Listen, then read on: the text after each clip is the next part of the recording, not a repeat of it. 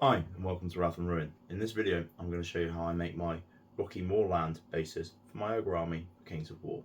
Catch you right after this.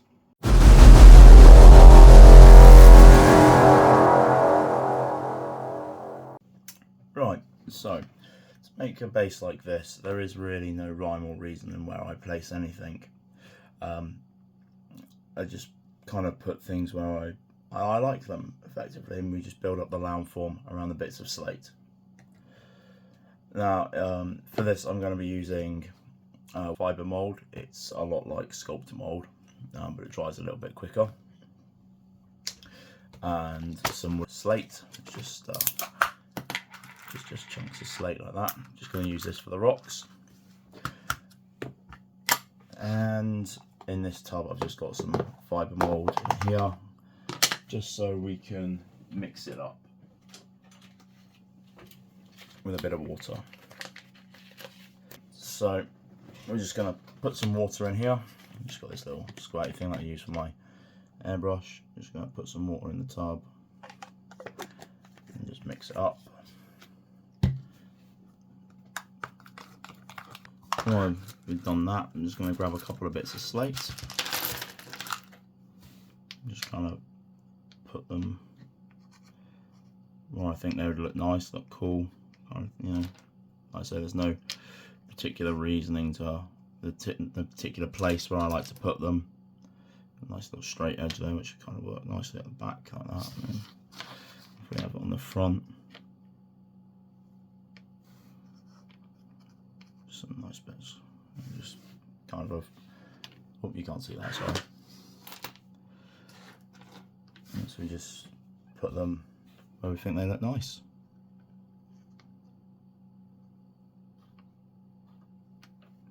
Can build up some height, put some little bits in other places.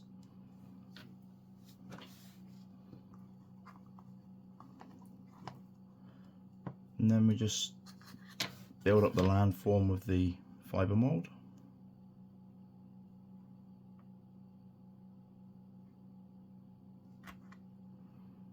And push in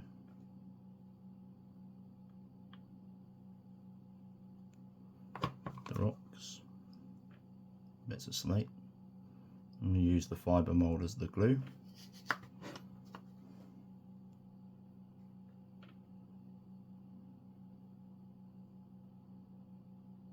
It's probably still a little bit wet, but that'll be fine. Just take a little bit longer to dry than normal. And just keep building up the landform. Sorry if my voice is really croaky. I've got a bit of a sore throat going on. Now we've got the fibre mould in how we want it in our landforms. I've just got a brush. I'm just going to damp with a little bit of water. I'm just going to use that to just to clean off any of the fibre mould on any of the surfaces of the slate that I don't want it. Just because if you were going to paint over the slate, then it would be, you know, you could leave it, but I like to leave the slate its natural colour and just paint around it. So it's entirely personal preference.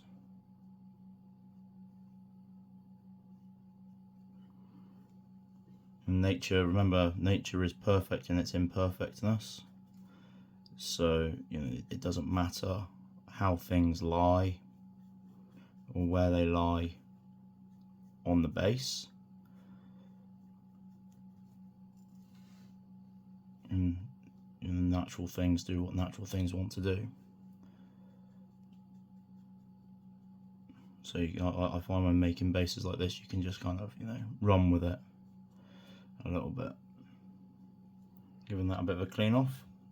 And now we'll leave that to dry. I mean, it's pretty much dry now. It's definitely touch dry, but because the next step is to put paint on it, I'm gonna leave this dry overnight, and then we'll come back once it's fully dry and we'll move on to the next step.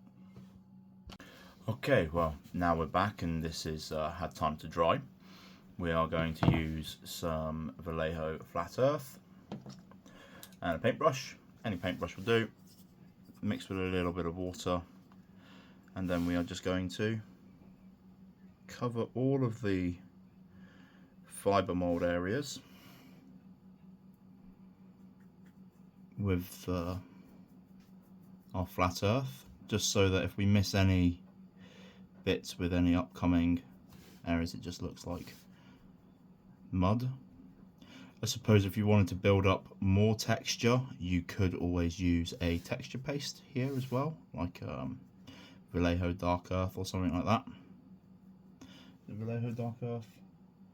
Yeah, one of these texture pastes, the earth textures. You could use one of them on top of it if you wanted to add a little bit more texture. But we're going to be adding another ground covering over this when it is dry.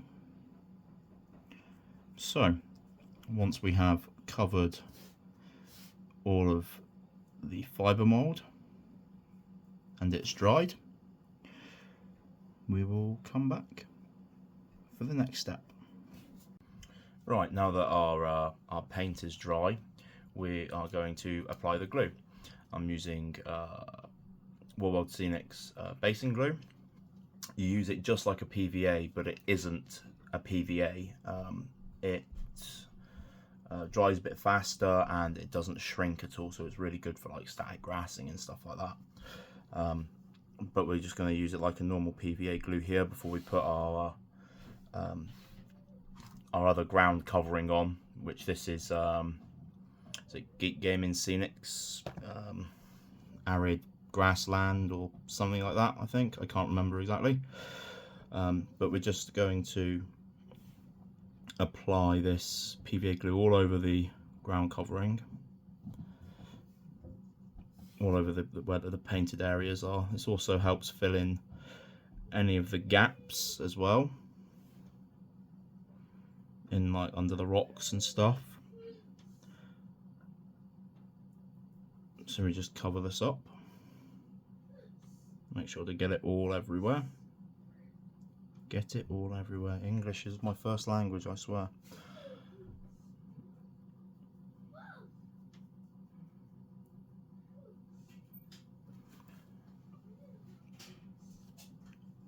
So we'll just put all of this on here.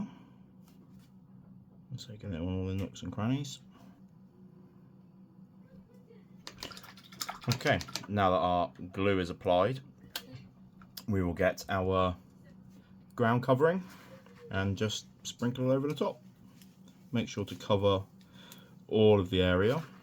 Again, if you miss a little bit of it, don't worry too much, because we are going to be going over this with static grass and tufts as well.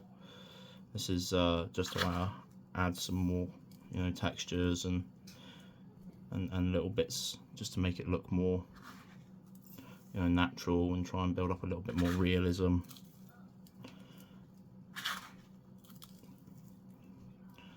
Got our trusty paper towel underneath just to catch any more, so we can put it back in the pot afterwards.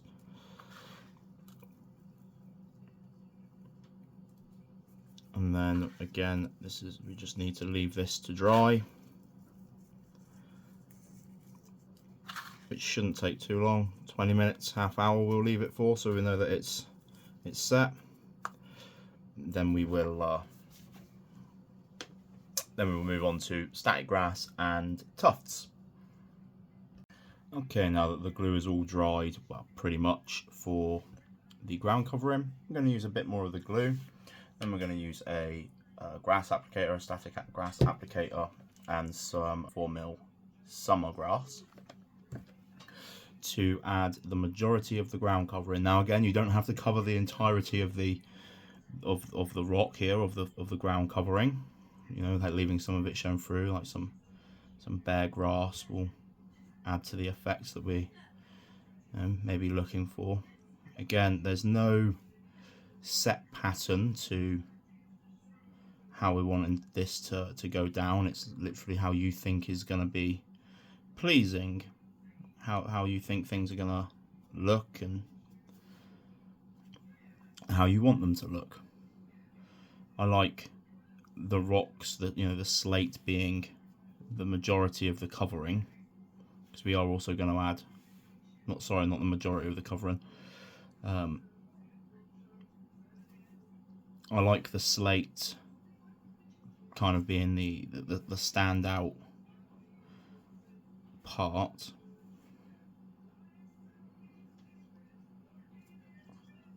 So we'll just blob on this glue. Okay, now that we've added the glue, I'm going to get our static grass applicator. I'm going to turn it on, and we're just going to hold the other part of the charge near it and just give it a good shake. Make it stand up. You don't necessarily need a static grass applicator. You can just put this on, kind of just put it on over the top and then tap it upside down to try and get it to fall up, so it stands upright. It's not the best way to do it. Sorry, my hand's in front of the camera. I do apologise. Yeah, it's not the best way to do it, but you can if you can't afford a static grass applicator. I do a couple of passes, so you can just tap it upside down like that to make it stand up, and as you see, the static grass is standing up. Like I said, I like to do a couple of passes. All of the stuff, the techniques, and the way that I do things here is literally how I do it. If you want a better explanation of how to use these products, I will leave the link to Warworld Scenic's YouTube channel down below. As I said before, this is not a sponsored video. I've paid for all of these products. I just really like how the products look and how they work, and the staff are really friendly, really knowledgeable. And like most of the stuff is used for dioramas, but if you're doing bases like this for Kings of War, you can get to go all out and stuff. And you can use exactly the same techniques for smaller bases as well. But there we are. There's the static grass all applied. Now you could leave this here if you wanted to, or we can add a few little extra things, which is what we're going to do next. I'm going to just clean up this grass here, and then we will look at adding some tufts. Okay, now it's all cleaned up. Here I have some Loctite super glue, a bit of greaseproof paper that I've got the glue on, and some various tufts and flowers. I've got some 10mm wild grass 10mm wild grass tufts, some 6mm summer tufts, and some 10mm flowers. These are on one big long strip, so you can have them as long as you want. So if you wanted to do an entire strip of them, you really could. The beautiful thing about these is, I think it's this one here, you pull off your tuft. They are self-adhesive, but because this is a gaming piece, I always use a bit of super glue. But you can break the tufts down into smaller and smaller pieces, so you can use them to dot around in lots of places. So just adding your tufts. I'm gonna just add them where you like to. I've got this one. I like these ones because they're nice and in focus. They've got the green at the bottom and the brown coming towards the top, so they kind of blend in really nicely. So I'm just going to grab this. I'm just going to rip a piece off of it and just drop the other bit down there. Get this in my admittedly quite bad tweezers. I think I'm going to pick up a decent pair of modelling tweezers. Just drop it in the super glue. Oh, sorry, the camera's rocking.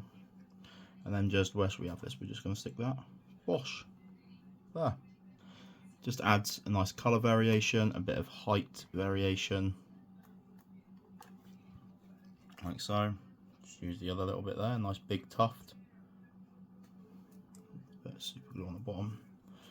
We'll stick that one, say, there in that corner. Fluff it out. The range of tufts and things that they have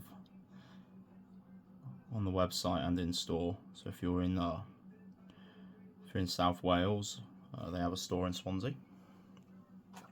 It's a really good store. We've got lots of stuff in there. Yeah, so we just pull them apart.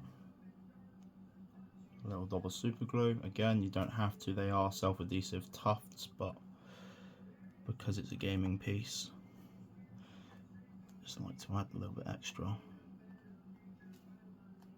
Just like so. Just a little bit extra security with the things. We can just, you know, tear them to shape and just put them around.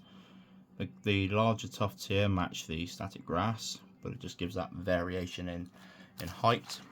And again, with these ones, the flowers, again, we just see the big long strip. I'm just going to tear off a little bit of that, like so. And we could have one big flowery section, or I think I'm going to have two. So I'm just going to tear that in half. And again, just a little grab with the tweezers. Sorry about that. The cat is in the cat hammock behind, and she's having a good scratch. I'm just going to stick those flowers there, and then the last one. Should we stick that back here like that? Yeah, I think that looks nice. Should we just stick that there? Okay, and there we have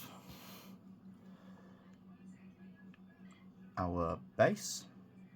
So I'll tidy up, I'll stick a couple models on top of it, and then we will do the we'll paint the rim as well. Again, choose your color. I like black, nice and clean. So I'll paint the rim, and we'll come back and we'll have a look at it with some miniatures on it. So here we have the finished base with a couple of miniatures on it. I think it came together quite nicely in the end. I hope you agree. So I hope you enjoyed the video. I do apologise for, you know, the length of time between each video that I release.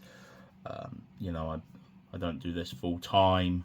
I make a video as and when I have the time to make one. So thank you for everybody that has subscribed recently, and for everybody that has been with me for a while and, you know, stayed around whilst the videos haven't been coming out very often.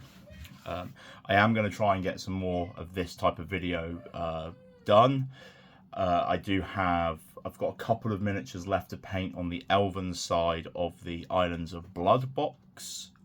So once I've painted them, I'll do like a little army update. I'm also working on a Bretonnian force at the moment as well. There's one of the knights, the Knight of Jaffa, I'm going to call him. But yeah, thank you everybody for sticking around and sticking with me. I'm trying to get some more time to put some videos up more often, but I can't promise anything. So again, thank you. I hope you enjoyed the video. I'm going to stop waffling now, so take care, stay safe, have fun. Ta-ra.